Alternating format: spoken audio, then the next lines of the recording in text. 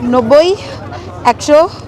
এইখান থেকে আপনি 30 সেকেন্ডের মধ্যে যতগুলো টাকা আমার হাত থেকে গুনে নিতে পারবেন সবগুলো আপনার। আচ্ছা শুরু কি শুরু স্টার্ট। আচ্ছা 1 2 3 4 5 6 7 8 9 10 ভুল হইলে কিন্তু 1 টাকা আপনি পাবেন 11 না।